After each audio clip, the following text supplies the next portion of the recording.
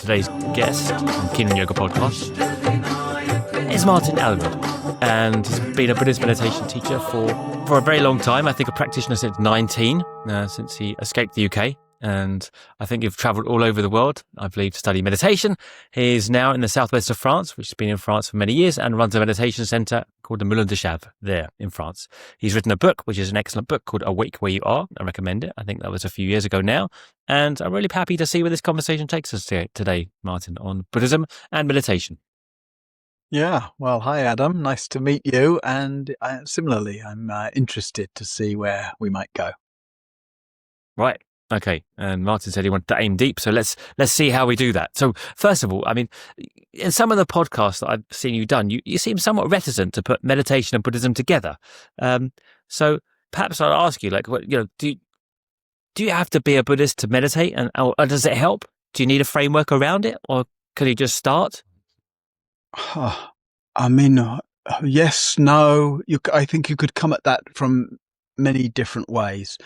Definitely, let's be clear, you don't need to be a Buddhist to meditate. Although, if we back up a little bit and remember that Bud literally just means awake, right? Buddha was called Buddha because it was an epithet meaning one who's awake. So rather than getting into the sort of schism stuff of what Buddhism is and what it means to be a Buddhist or any of that stuff, which I think is largely just a distraction for Buddhists and non-Buddhists alike, let's just think, Buddhism, what does that just mean? Awakeism. So do you need to be an awakeist to meditate? That's what we're really asking. Well, not even, you can meditate for all kinds of reasons. Plenty of people start meditating as some kind of anti-stress measure, or they think it's going to help them sleep better or be less anxious or whatever. So no, you can go into it with any kind of motivation. But if you go into it with some sincerity and application, you will pretty much inevitably discover more than you bargained for, because meditation's acting like a kind of mirror to your own mind, to your own habits, to your fears, to your defenses, to your beliefs, etc. And if you're really willing to keep looking at those things and kind of, relaxing around them, sort of unhooking from identifying with all that inner content, then you start to discover kind of dimensions of mind that are bigger than who you think you are, bigger than the sense of history and personality and habit, etc. And those take you into a kind of transpersonal territory, we might say. And they also take you into states that might become very, very expansive or very spacious, very non-conceptual. You discover kind of capacities of the heart, of contact with maybe a very immense sense of love or joy or peace or contentment, etc. And inevitably those things really they start to break up the more familiar sense of me as a psychological process or structure. And so the way of describing that process is you're waking up, you're becoming more awake, you're knowing your relationship to what you previously thought, oneself was, and your relationship to life and the world becomes freer and more fluid, more vast, more able to be held in ambiguity rather than certainty. And all those things are part of what constitutes the awakening, which is mapped out in that tradition that we call Buddhism, which really just means awakeism, a path of awakening. But surely there must be helpful to have some framework around it. Like, I think a lot of people like the idea of meditation, but then you kind of sitting and many things coming up, and you don't really know what to make of them, right? So one assumes that you need a framework, and I think that I've heard you mention that a crisis of meaning and how Buddhism kind of addresses this, and well, I assume that was why you kind of escaped and spent so long in Southeast Asia, studying Buddhism, etc. So maybe you could back up there and tell us a little bit about how Buddhism framed things for you. Yeah, well, certainly having a map, right? I mean, even in a conventional sense, if you want to go for a walk in unknown territory, it's better to have a map, and even better, a guide. because if you don't, you can be dropped in the jungle and thrash your way around, right? But you're more likely to get lost and kind of make a mess of things if you don't have a map or a guide. So a body of teachings, whether that's a Buddhist body of teachings or others, some way that makes sense of the inner terrain of heart, mind, and psychology that you're traversing is really, really helpful. So yes, you can go into that without those things, but something that says, oh yeah, this place you're going through, this belief or this fear, this habit of mind, this tendency to get caught up in negative thought or circular thinking or whatever. Oh yeah, that's normal. That's what happens. And this is why it happens. And this is how you can meet it skillfully. And this is how you can actually free that up.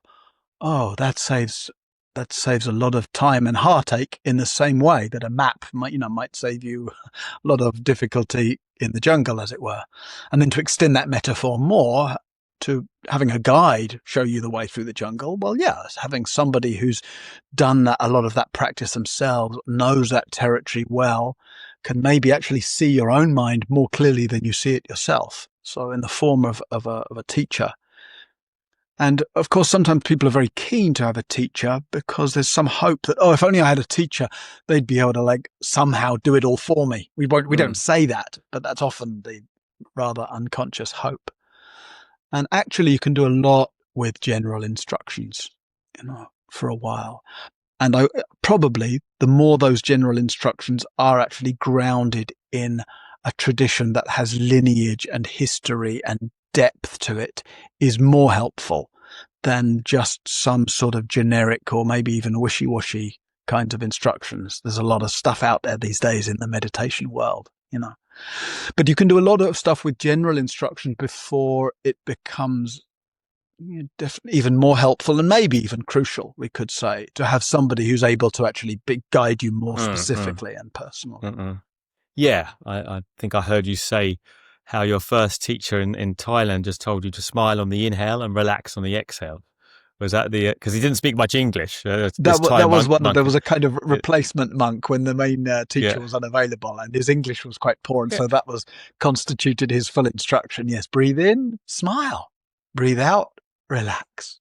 And that sounds very simplistic, but actually it worked. Just apply that for a few months and you'll notice a huge benefit. Because, of course, just the smiling is really the encouragement to hold all of that inner material that we get so anxious about, all the stuff we take so personally. To smile at that is really the reminder, just hold it lightly and loosely. Don't take yourself so personally. And then relax, is the most underrated instruction in the whole spiritual lexicon, I would say. It seems, again, rather simplistic. And I've had plenty of meditation teachers, somewhat indignantly saying, of course, there's a lot more to meditation than just relaxing. But increasingly, I think, no, that's basically the whole thing. But mostly we don't know what relaxation is, Mostly we relax. How do we relax? When we're asleep, or we relax, have a few drinks to relax, or watch TV to relax. And all those are ways of relaxing through sort of going unconscious in various different ways. Whereas meditative relaxation is actually relaxing into being more conscious. And so it's not just a muscular relaxation, it becomes also what we could call an energetic relaxation, an emotional relaxation, a psychological relaxation. So that's actually relaxing one's impulses and one's habits and one's defenses. And if you point to the sort of further end of that, you could speak about it as an existential relaxation, an actual, just a relaxing of the whole sense of being a me, with my identifiers and my history and my, all that I, me, my stuff. And because the way we've looked at life has been I, me, and my, it's sort of unimaginable what an existential relaxation might be. You call it that. I was like, well, what's that like? But that's very much the direct promise and possibility of Dharma practice, right? Of where Buddhist teachings and practices are pointing. so that the center of our perceptions, the way we make sense of life, how we respond to life, that me just isn't in the center of all of that. That me is something rather kind of holographic, lightly held, something that the sense of self that forms and unforms and is just, this sort of familiar habit structure that we feel rather affectionate towards, but that we don't take it very seriously.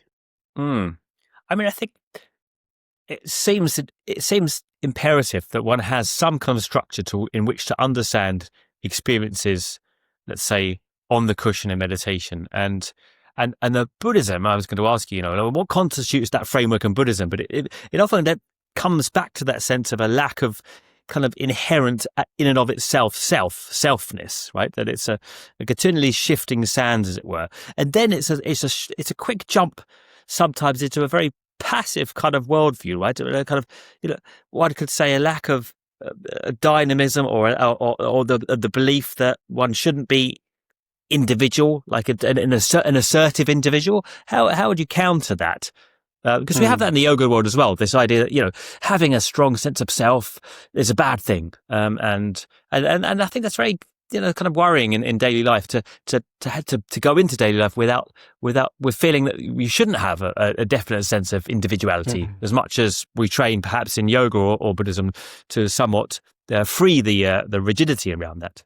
Yeah, it can seem to be pointing to that. But if you look at any of who seem to be great kind of exemplars of the tradition, and of course the Dalai Lama's in the number one spot there, Dalai Lama certainly doesn't seem to be passive, certainly doesn't seem to be undynamic, certainly doesn't seem to be lacking in, brightness and joy and a lot of personality. Right.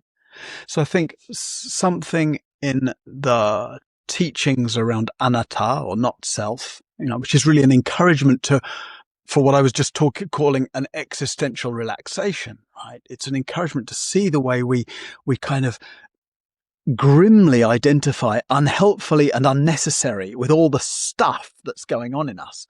And then the whole of the practice is a set of instructions for how to just soften and relax that. But it doesn't imply a going passive or a kind of lack of personality. Actually, it implies much more a sense of receptivity to life and then responsiveness. So one develops a much fuller, deeper, richer sense of what is happening in any given moment, whether that's internally, mind psychology, or externally, or situationally, or relationally. And because one's not busy with one's own sense of, what are they thinking of me? How do I need to respond? One's not busy trying to look clever or trying to defend anything. The capacity then to actually sense into what's happening and make a response. A free response, a loving response, a wise response, a dynamic response. So the language of it might imply some sense of kind of like blandness, like, no more personality left. But it's not.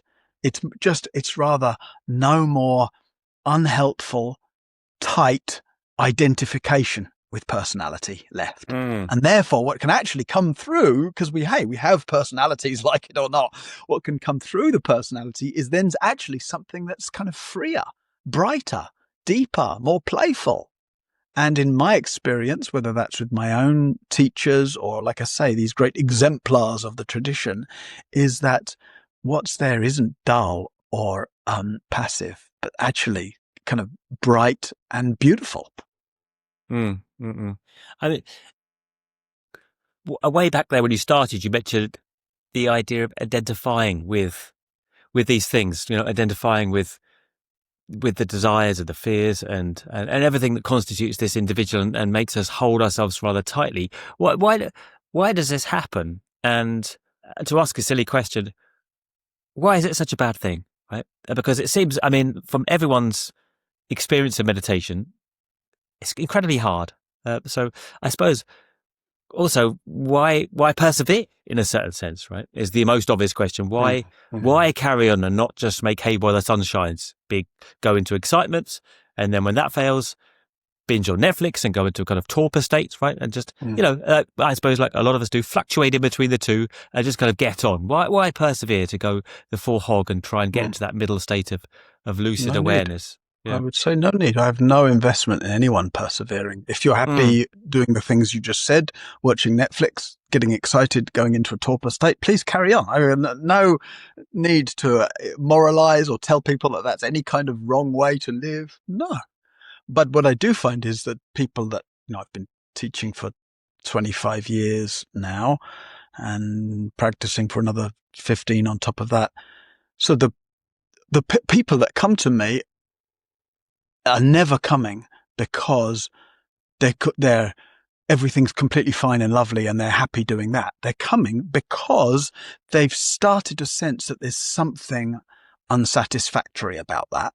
There's some kind of grit or friction in the life they're living. Not because even there's necessarily anything wrong situationally, but they've developed some sense of frustration or dissatisfaction with that, coupled with some kind of clear seeing or intuition that there is a deeper, freer way to meet life, that there's a way to live more meaningfully and more happily and more lovingly and more freely and more generously. So if people are just, okay going about their daily round, I have no interest in interfering with that. And they're not going to come to start to practice meditation anyway, right?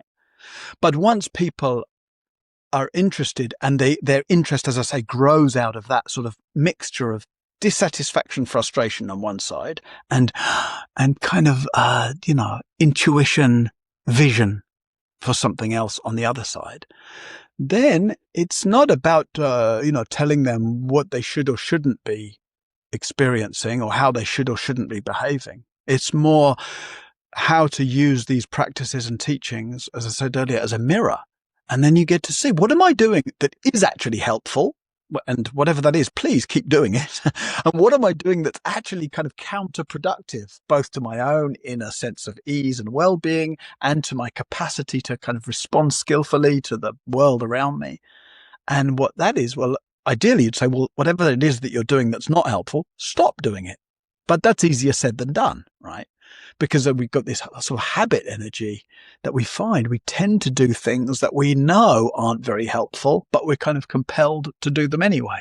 That can just be as simple as overeating or staying up later than is healthy. And then we feel grotty the next morning, or spending too much time on social media, or whatever it might be, to the further end of more kind of insidious forms of addiction or compulsive behavior or whatever. Yeah.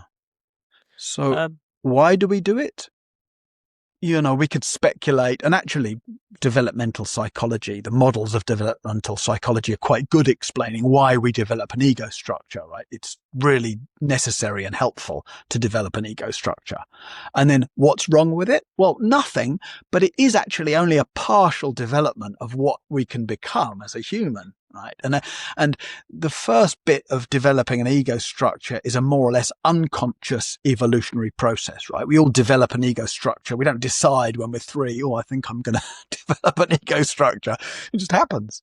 But then at some point, the further reaches of that, we realize, now that I've got this far, more or less automatically or unconsciously, as a product of my childhood conditioning and environment, etc., then now I realize it's possible to continue that developmental or evolutionary process, but in a conscious way. I can actually steer my own development in some way. And how do we do that? Well, not by training our attention. That's one of the biggest things, right? So much of our experience is outside our control.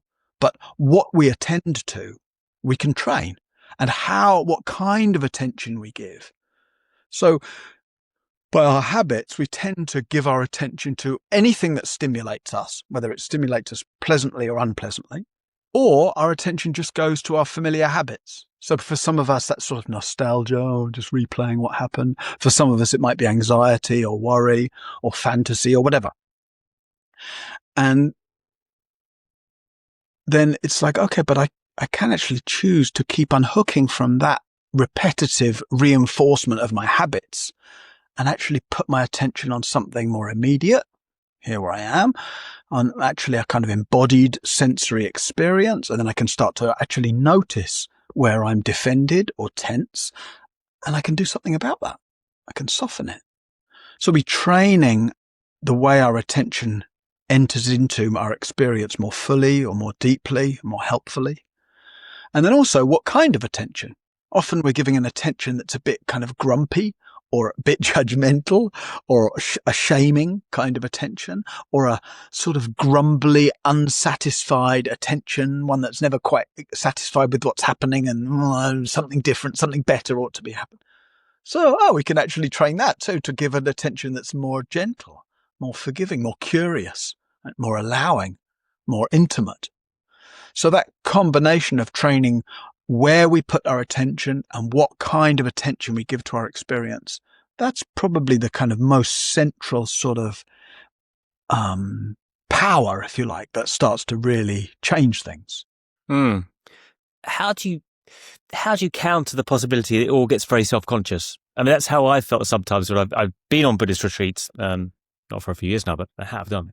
And you start to feel like there's this sense of awareness and self-reflection, and it all feels like you're being aware of being aware, and you're going into this kind of cycle of almost, I don't know how to say it, almost kind of like more kind of neurotic and individual and less spontaneous and kind of open, because the focus is even more on you under the microscope, right? And that must arise.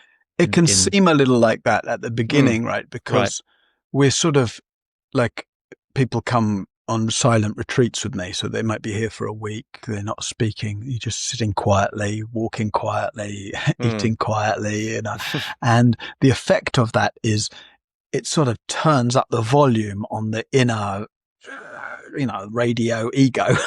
And so sometimes the impression can be, oh my goodness, since I started meditating, is all this sort of me stuff, all my stories and my neuroses and my wishes and my needs and my fears, there's more of them than there used to be. Of course, that's not quite true. It's more that the volume, the sort of clarity of mind is increased. And so you're more aware of that stuff. But of course, going hand in hand with becoming more aware of that is having the skillful means to take it less seriously, like we said earlier. And so the relationship with thought, rather than it be me and what I think about things and what I want from things and what I'm doing with it, it's rather like this more kind of spacious witnessing of the way a thought arises. It wants to, it's used to having me identify it with it, but I don't need to. And then it goes by. And when you're not feeding that thought process so much, then it starts to get kind of brighter, quieter, more spacious, starts to become much more obvious which thoughts are actually helpful and worth pursuing, and which can just be let go by, just like we might let birdsong go by or the sound of traffic go by. It's just like the sort of background noise of mind. And then the effect of that, far from becoming more self-obsessed or more neurotic in some way, is that, like I say, the sense of self isn't the central issue. Because where the attention is instead, rather than just being pulled and pushed around by all our thoughts and impulses, the sense of the attention is a kind of a spacious, intimate engagement with the whole arena of life.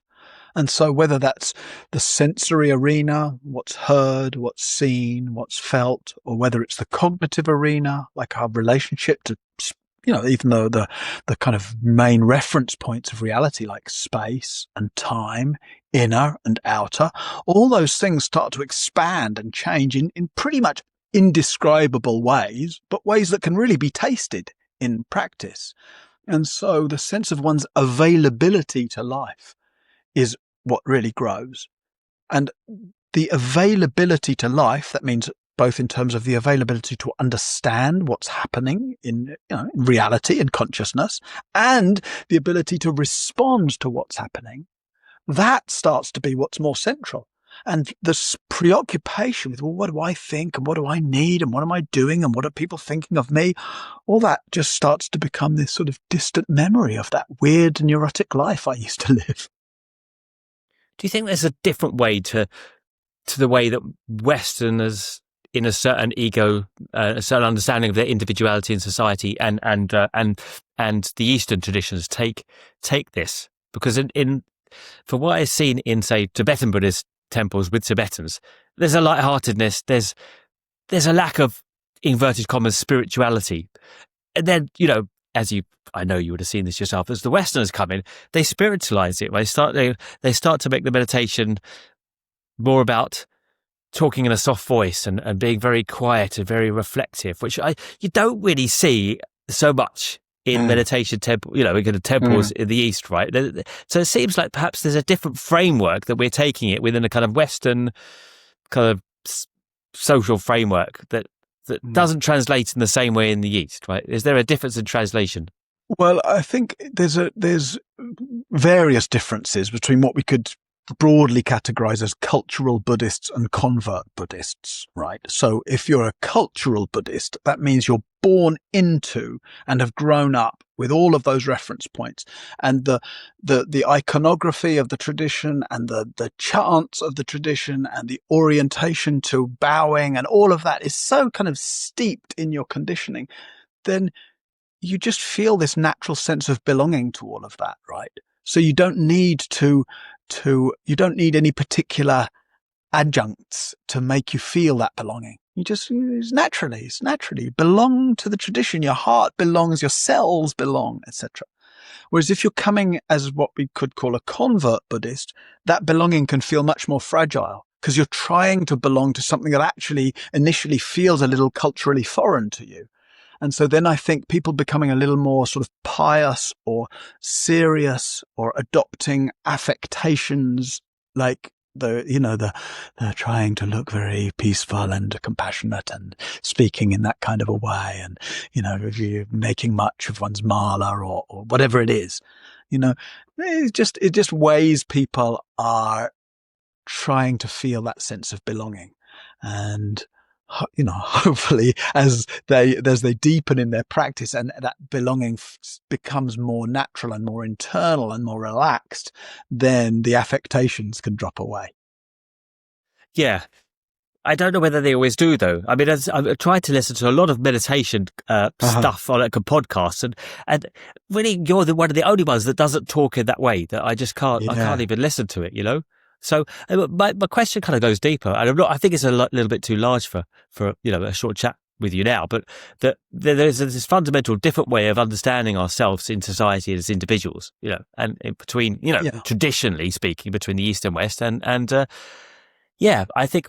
I mean, you must also. I mean, if there's a question here, you must also retranslate teachings that you've had in the East to suit the Western context and who's coming to your retreat center now, right? So how, perhaps, to make some sense out of what I've been asking, maybe you could speak on that. How do you make these things appropriate and fundamentally, if we, try and make something really clever out of this, how do you then contextualize the fundamental nature of suffering, which really is the ground of the Buddhist teachings when he goes out the palace in the first place and he sees the suffering, and it all comes from there, really, right? So make something of this. Well, I don't think there's any. We'll go to the fundamental nature of suffering first. Why not? I don't think there's any recontextualizing of that. It's absolutely clear in the tradition, and I don't see any difference across 2,500 years and across all the changes in culture. Fundamentally, human beings have not changed very much in 2,500 years. It doesn't matter what your culture is, doesn't matter what the situation is. The way the Westerner is going to see it and go, "That suffering, that sounds a bit of a downer." Like, I don't want to think that life is suffering. I want to believe that we can all sort it out. Life is suffering. I don't know where that idea comes from, but it's definitely not in Buddhism anywhere. Right. So this is what I'm suggesting is like, how do we contextualize this idea of suffering to a Western audience that when they hear suffering, then the suffering is very pejorative, right? I mean, it tends to mean to people that things are pretty bleak, right? Yeah. But why would you start there? I mean, that idea, I remember when I first was in Asia after the first couple of years practicing, and my grandfather wrote to me, what are you doing, hanging out with those weird Eastern religions? I know all about Buddhism. Life is suffering, etc. And it's like that, just those three words are the most kind of fundamental distortion, right, of Buddhism. There's nowhere in the tradition the idea, if that was true, life is suffering, then what the fuck is the point of any of this? If that's the inherent condition, then there's no way out, right? But no, the actual, what's called the first noble truth in the tradition, is pointing out, and people are invited to see for themselves. It's like that life is, however hard you try, you can't make the circumstances of your life perfect. So we expect to, as if, if I could just get it right, then I'd feel good all the time and everything would go right all the time. But no, it doesn't. We get sick and unfortunate things happen and lots of stuff's out of our control and some of it's really hard. And so if one sees that truth, oh yeah, however hard I try, I've never managed to get myself quite right or get my life quite right, then it's like, okay, then there's a way in, right, to dukkha, which suffering is a bit of a heavy translation. So how would you translate dukkha? Like a kind of perennial unsatisfactoriness. Easily, right? But it's really that sense of that which creates friction, I would say. The wheel of samsara doesn't spin perfectly smoothly, right? It spins with this sort of friction. And then the invitation of the Buddha's teaching and practice orientation is, well, look, if you see that, if that seems true for you, pay attention to what is it that you're doing with that faulty wheel, if you like. What is it that you're doing with that unsmooth turning? In what way are you overly dramatizing it, taking it very personally, actually getting tight and stressed around it? And in what is that necessary, or can we actually soften around that and free that up and manage to navigate the way life is, the way that life is not perfectly satisfying for us, right? That dukkha means. Is there a way we can navigate that where actually the sense of problem can dissolve altogether? So there's this formula that sometimes is cited in the tradition. I don't know if you've heard it, but it's pain times resistance equals suffering. Mm-mm. Right. So the pain in terms of the shit not working out the way I want it to is absolutely inevitable. Me suffering over that fact is not inevitable. And, that can seem like a stretch of the imagination for people who are new to practice. But hey, that's what the exemplars of the tradition, that's what countless practitioners can attest to and point out to us, right? That it's possible to move through this life with all its inevitable insatisfactions without any sense of problem, without any sense of friction. And so, one gets sick and various unwished for things happen and there's bereavements and all of this stuff.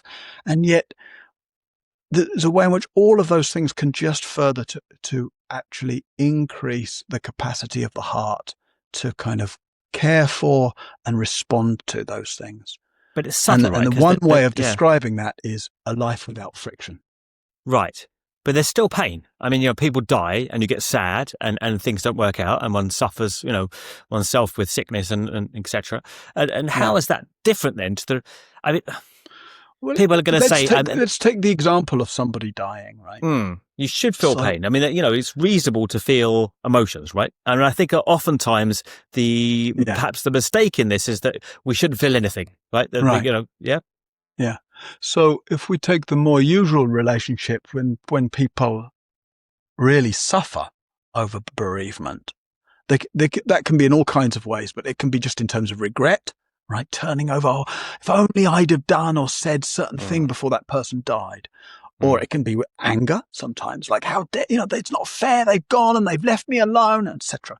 It can just be the pain of being with one's loneliness, etc. There's many, many facets of which we can really suffer over that.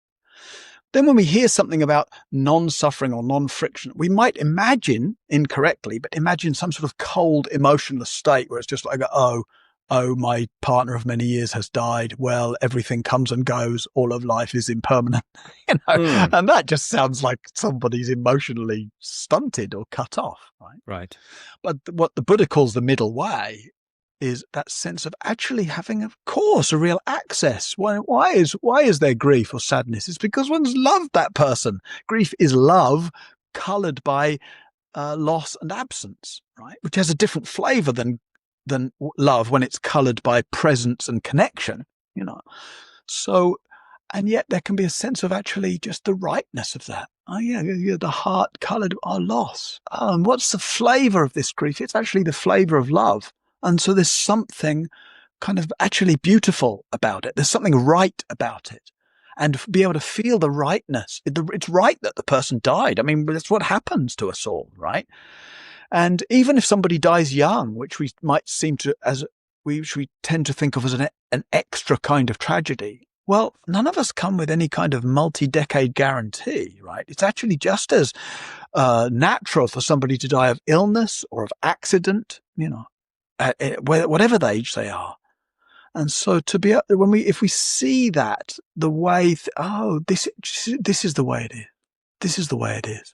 Then there's plenty of room for a kind of appropriate emotional response, of actually a very lived, vibrant, real emotional response, but without that extra layer of, but why? And why me? And why now? Why like this? And all the other ways in which we over-dramatize and over-personalize and make a whole kind of psychodrama around that stuff.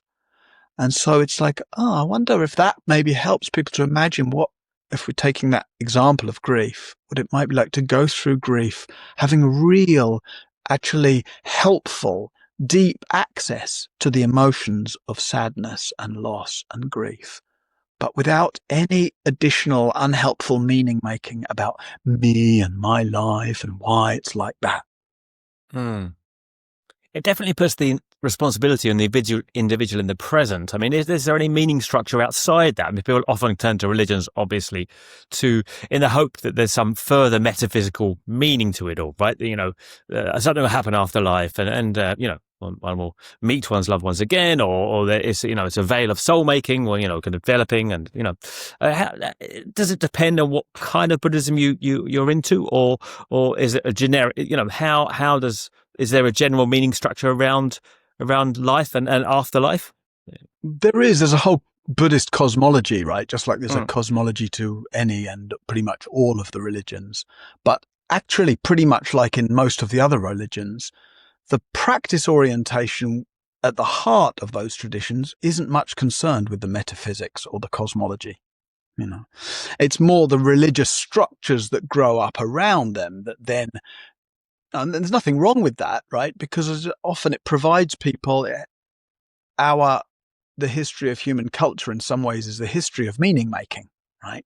So we make up a cosmology that gives us our sense of our place on earth, or what family is, or what culture is, or what life on earth is, or what the meaning of life is, or what happens after death, etc. So we can take whichever story floats your boat with that, whether that's, no future lives, or an eternal life in heaven or hell or whatever, or many cyclical lives or whatever. But it would be a shame to let the cosmology or metaphysics take such a central place that they end up distracting from the much more pressing question. Well, right now, here I am in this life. What's a way of kind of meeting that more fully and navigating it more freely? And that's the actual heart of the contemplative traditions. And the cosmology or metaphysics is very secondary. So some people might find the idea of this sort of rebirth, of multiple lives, etc., might find that really comforting and helpful. Right, the idea that they might find it a good motivator for, let me be as wise and kind as I can in this life, because I'll experience the fruits of that next time around. But other people might find that unnecessarily complicated, or it might even sound like guilt tripping to others, like, some idea that the only reason you're supposed to be morally upright in this life is for the sake of a better rebirth next time. So I would really say you can take up the cosmology or put it down, take it or leave it, as in line with whether it's helpful or not, and not get hung up on it. You don't need to believe in in any particular cosmology. And in a way, any and all cosmologies are just different forms of storytelling or meaning making. I wouldn't say we can hit on, if you look at all the different religions, who would be bold enough to say, well, that one is the right cosmology, the true cosmology? The proponents of each one, of course, will think that theirs is the right cosmology. But if we have, one of the advantages of a kind of contemporary perspective is that we've got access to all these different teachings. And to be able to zoom out from that, okay, there's all these different cosmologies and everyone thinks they're right and everyone else is wrong. Well, that might give us a more kind of spacious view of those things and make us maybe less likely to grasp onto or become rigid around one's own preferred cosmology. So is there any point to life then? I mean, to ask maybe a rather simplistic question, is it, other than being aware and appreciating life? I mean, is from the Buddhist perspective, is it that this life is all there is? Is there a further meaning? I mean, I think certainly in the West, I think anywhere, people will struggle to give up the idea that there's any further meaning in it of it all, and to make sense of suffering. One often tries to really resort to a meaning in it, to find a meaning. Before looking for any further meaning, I mean, to me, further meaning is a very, very, very, very, very far off project. If we want to say, let's first see how well we understand just where we're living, how we're living, what this body is, what being conscious is. I've found more than enough for a lifetime of wonderment and mind-blowing kind of constant expansion within that. And there's something, without being able to reduce it to the meaning of life, the sense of that being meaningful can grow and deepen in all kinds of ways. But it's not the attempt to find the meaning of life or to look for further meaning in life or to worry about the meaning of my life and what it'll become after death. It's just the immediate sense of to come into this moment of being here, to just gently, and this is what meditation practice is training us in many ways, to just gently confront the miracle. And that when I say that I'm here, well, what does that mean? I'm here. I mean, what's here? Like, here is this sort of edgeless realm that penetrates what we call the inner, right, consciousness, and what we call the outer, the universe. I can't find how it is that I'm conscious. I can tell myself stories about, I was born and I did it. But the fact is, being here and the fact that there is anything here, and then the fact that there's the perception of this, and then that I'm able to order that into some form of experience, and then that I'm able to actually reflect on it and even say, I'm here and I'm witnessing this happening. I mean, all of that has such boundless depth to it, such boundless richness to it, that I haven't found, I mean, there is no end to that. I certainly haven't felt any need to try to look beyond that to something abstract called the meaning of life, because it would be very, very bold again to imagine that I know enough about even what it is to be here right now, sitting in this seat, to if when you think you know enough about that, the richness is in the texture, I suppose, of the experience, or the kind of the constant refining of the subtlety of the experience. Otherwise we might say, what's the point of listening to a piece of music? You could say, oh, well, it's because, but actually, if you really want to appreciate, don't worry about the point of the music. Just let yourself listen, let yourself sense what it evokes in you. Let yourself kind of wonder at the melodic interplay of things. And then you might find a relationship to the music that sort of defies applying a rational or verbal meaning to it. So I would say the whole of that's the point in a way of a spiritual practice, is that our life becomes like, our relationship to life becomes like that. Reminds me of something you quoted about the Buddhist monk who was waiting to die, and he was going to appoint a predecessor. Yeah, no, the next person, not a predecessor, to take over. And the poem is written on the wall. He challenges them to write the poems, right? And the one monk writes the poem and says, polishing the mirror or something like that, and to be dustless. And the other one says, there's no mirror, there's no person to polish it, or something like that, right? I still feel with the former that I want a purpose and a mirror and a person to be polishing it. So, Adam, keep polishing your mirror then. Excellent. All the while, one recognizes or feels like there's a mirror to be polished, if you like, keep polishing it. You're a person of practice, right? You've got some decades of practice. Well, why? What's the point of your practice?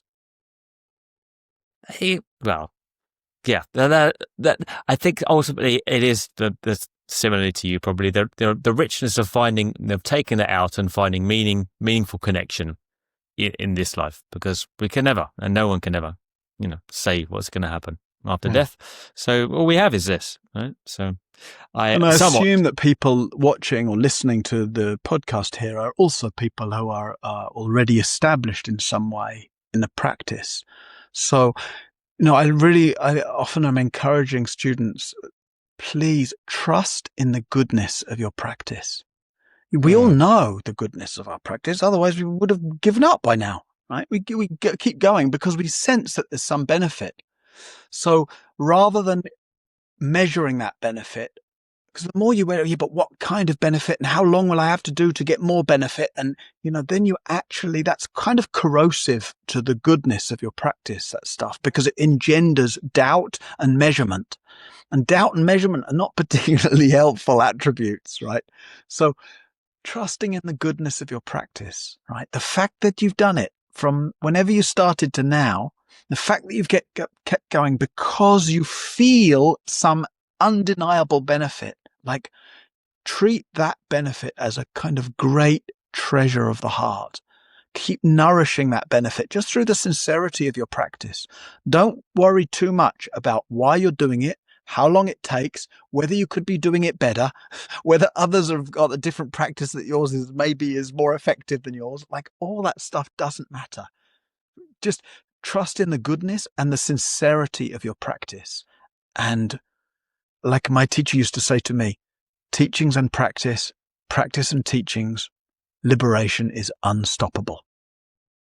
And that phrase has come back to me so many times.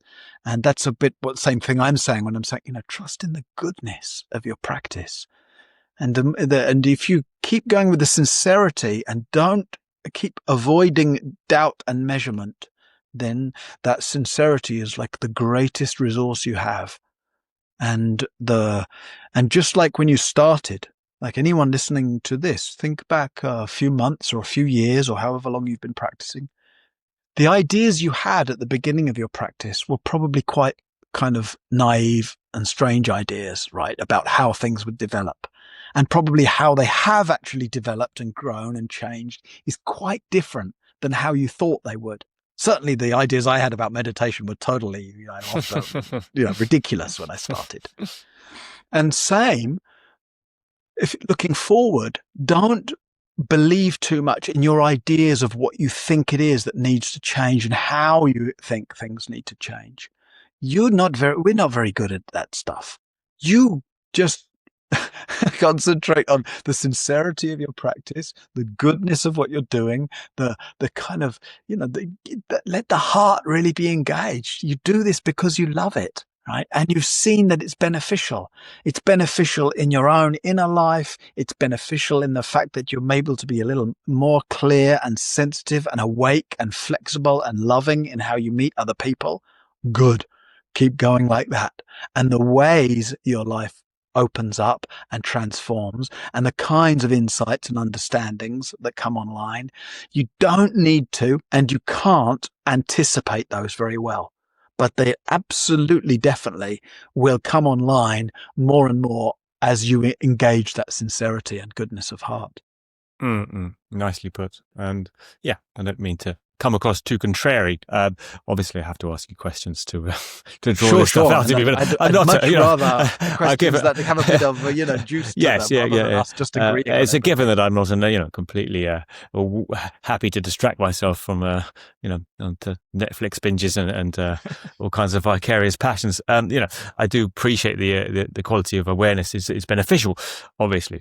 But yeah, you put that beautifully. What about compassion? I mean, to round things off, I mean, you hear this oftentimes in Buddhism, the importance of compassion. It's not just for you, that you're not just doing it for yourself. It's a kind of might seem kind of rather, kind of perhaps, I would say selfish, but, like a rather marginal thing, right? There's a higher purpose for it. So there is this kind of higher purpose to liberate all people, at least in many schools of Buddhism, right? So how do we contextualize that? Both in terms of, there is a higher meaning and the benefit for oneself, rather just to liberate oneself, that, you're trying to actually do it for the benefit of all people and to alleviate suffering in all people. Yeah.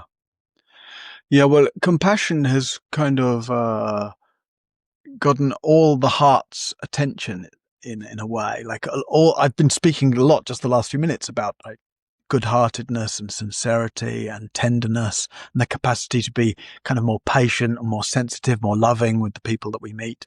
So all of that is the heart work of the practice, right?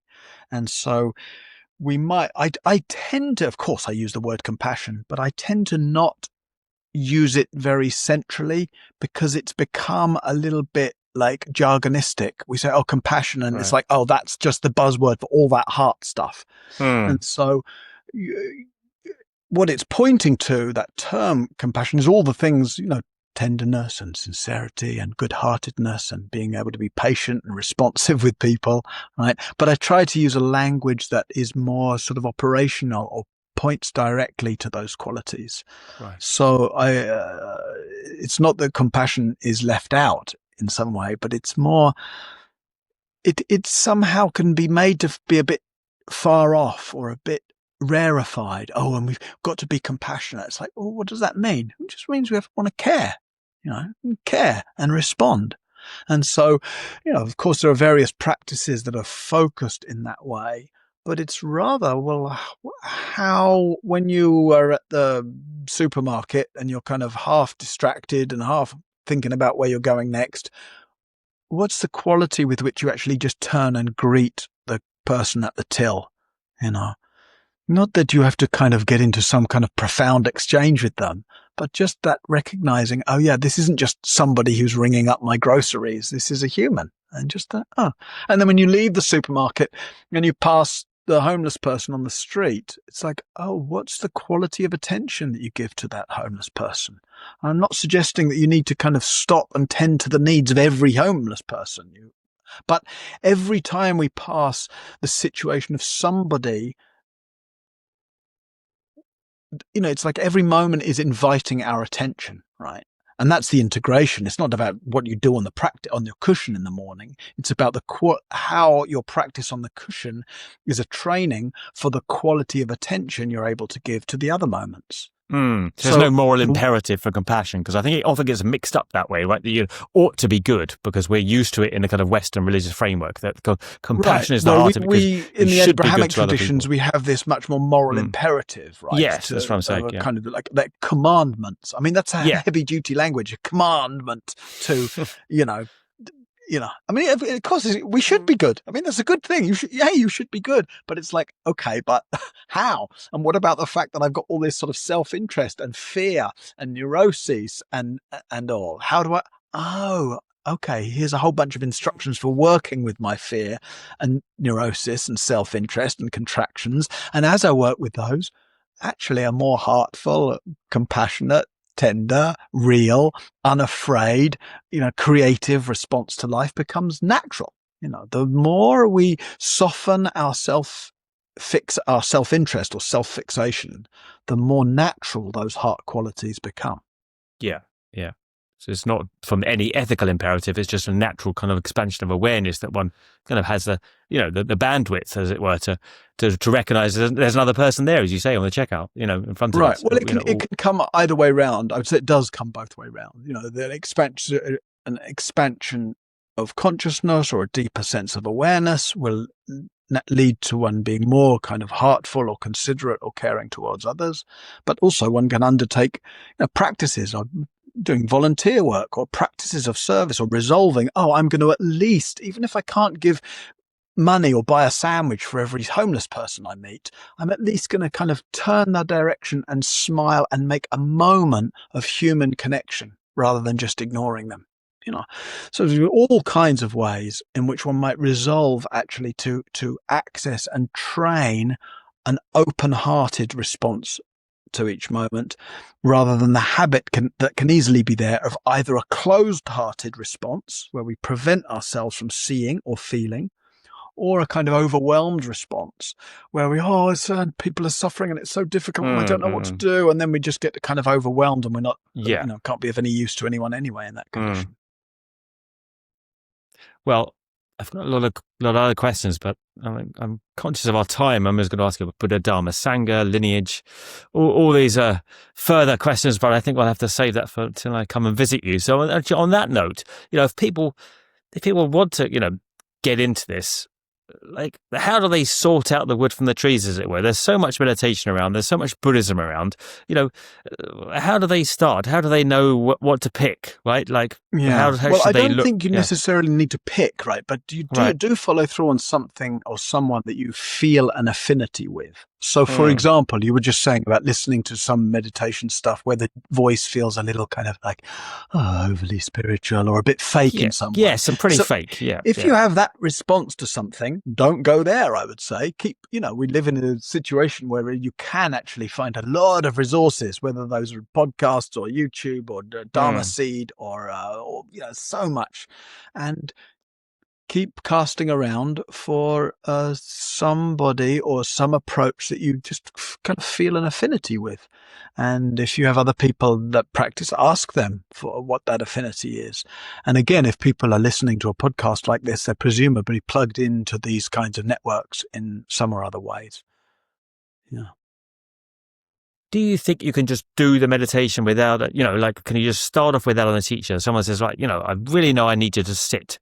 I don't have an affiliation with any particular teacher, and I'm not sure about the Buddhist stuff. It seems like a dogma right now. I just want to sit. Without doing anything, but is it worthwhile?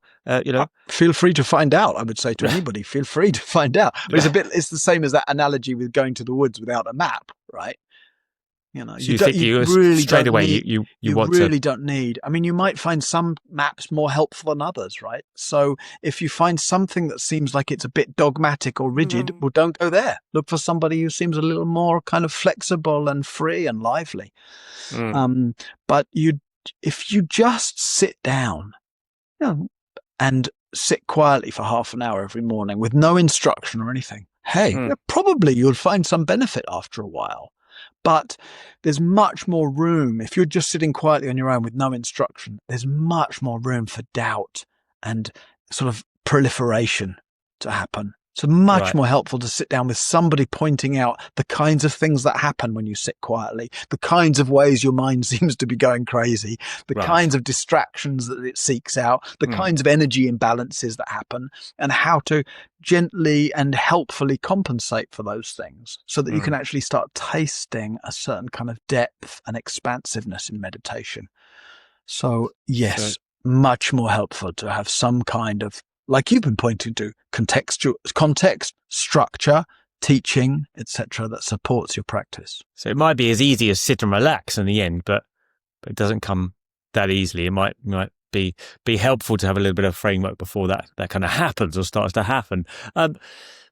Where can people find you, Martin? It looks lovely where you are right now. I love that area of France. You're in the southwest of France, and you run retreats there. Yeah, so we have a residential retreat center here in southwest France called Moulin de Chave. Probably the best place to go is just my website, martinaylward.com, or Instagram at Martin Aylward. And of course, there are links there to the center here and to teaching activities that I have elsewhere, sort of around the world and in Europe and here and there. So if people are interested, and then, of course, I've got tons of stuff online. There's lots of recorded teachings, both on my website and other people's and things. So it's not hard to find things. No, it hasn't been that hard to find about you, to be honest. I've listened to and enjoyed a number of podcasts with you, and I hope to at some point enjoy some teaching in person with you. I think that's definitely on the cards for the next couple of years. It's been lovely to speak to you, and really refreshing to hear what I think is a kind of is a modern and somewhat Western-centered or appropriate contextualization of an ancient teaching. Whether you would agree with that or not, and I think you're doing a really good job in making it applicable and kind of normal, right? Like it doesn't have to be something where you're all dressing in white robes and speaking softly and mala beads and stuff. That I like the approach. So thanks for your time, and we'll put the link to your website in the show notes for anyone still at the end of this podcast listening. And I hope to see you in person at some point. Thank you. Nice. Well, welcome here anytime, and thanks for inviting me. And I appreciated our conversation.